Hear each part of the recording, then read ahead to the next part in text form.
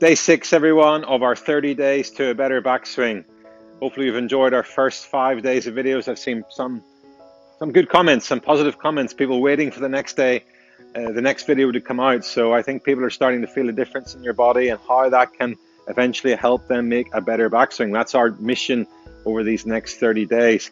As always, I'm with Jonathan Moore from the Gray Institute. We're staying in the dynamic topic today. Yesterday, we were looking at dynamic exercises to help mobilize and strengthen and give us more stability in the right hip, in the right glute. Today, we want to make sure we've got no blockage in the left hip. So we're staying dynamic. We're staying in these dynamic exercises, but moving over to the left hip.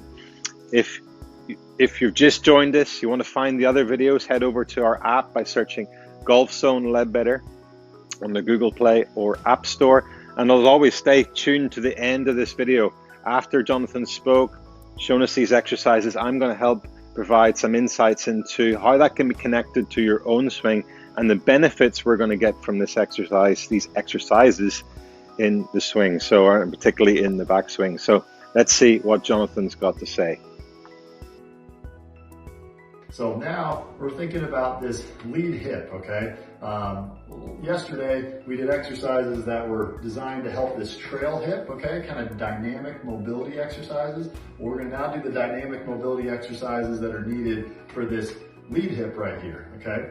Again, we're gonna use 3 lunges, okay? This time though, we're gonna take our right foot and we're gonna go forward. We're gonna take our right foot and we're gonna go same side lateral to the right. And then we're gonna take our right foot and we're gonna open on up like it's a windshield wiper. We're gonna do kind of this same side rotational lunge, okay? So I'm gonna get in my golf posture is the first thing I'm gonna do. I'm gonna take my hands on up into this L position. That's gonna help me kind of sync up my lunge with my arm swing and just make it a little bit smoother, okay? So if I go here down the line, what you'll see is take the club on up there, and I'm gonna go ahead and as I lunge with my right foot forward, take my hands into my backswing, okay? I'm trying to go really only just so far to where my left heel barely maybe starts to come off the ground, but I don't wanna really just do this where I go and I lift my left heel. If I lift my left heel, that's gonna kind of take away from getting a good stretch to that front part of that left hip. And you might not feel a huge stretch there, depending on how tight you are, but still, that motion kind of extending through that left hip is one of the motions we need for that to really be able to get a good release of this left hip, lead hip into our backswing. So again, it's here, a little forward lunge, okay? Then we come right here. Now I'm going to the side. So I'm loading, taking a nice big step to the right. As I take my hands back, really getting that left shoulder to get underneath my chin, and really clearing through the inside and front part of that left hip. And now I finish by opening on up. So I'm taking that right foot. Again, I think of it kind of as a windshield wiper. It kind of drops behind me there and it opens on up. See it from this angle here, you can see how much it kind of drops behind me and how much it opens on up, okay? So those are 3 lunges with the right leg, okay, that create exactly what's needed to dynamically warm up and activate this lead hip right there. So give those a try the next time you're on the range. You know, the ability to get our hips to rotate and make a really powerful turn and get a good load and storing of energy into that trail hip oftentimes only happens if this lead hip has the mobility to allow it to happen. If this is all stuck in here, well, you're trying to pull around this way, but it's not gonna let you get on through there. So give that a try the next time you're on the range. Again, it's dynamic, so I can hear I'm a little out of breath, but a dynamic warm-up is one of the best things you can do before you hit a golf ball. So instead of just doing leg swings next time, go ahead and actually really warm up that leg the way it's meant to be warmed up and what your body likes before it goes out and plays golf. As always, great stuff from Jonathan there. I really like what he said at the end, seeing people swinging their leg across their body, warming up.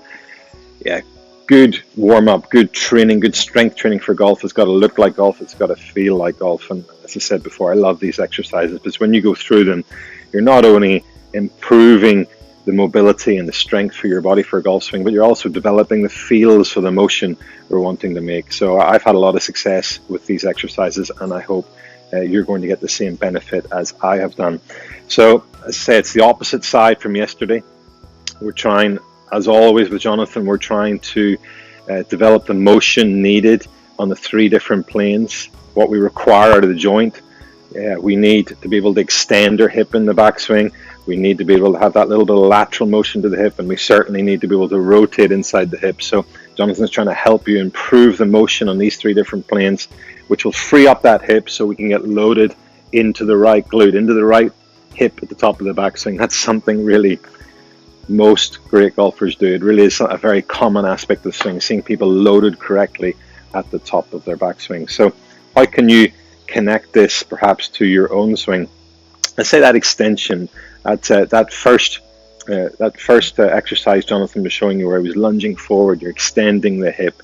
So Jonathan said these are exercises, but they're also tests. You can sense if when you do this, is this a weakness? Is this somewhere I'm tight or I'm not? If you're feeling that's difficult, we know you're tight. Perhaps if somebody's tight in this hip, let's say first of all, we can't get loaded back into that right glute, and maybe because you can't extend it, it might be a player who we see lose their posture by going forward, or their torso going and getting closer to the ground in the backswing if you cannot extend that hip. So if that's you, that's definitely an exercise you want to tune into to be able to give yourself a bit more mobility, being able to extend the left hip in the backswing.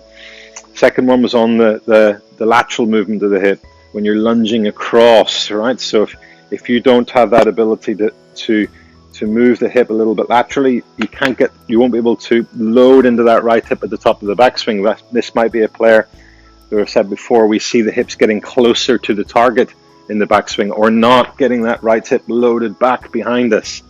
And lastly, rotation is obvious. We need to have that rotation element in the hip again, so we're able to load into the right glute.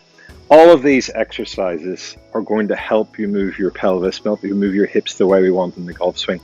Even if you're good at them, as I've said before, staying mobile, always improving your strength, improving your stability in the motion of the hips is going to make you a better golfer.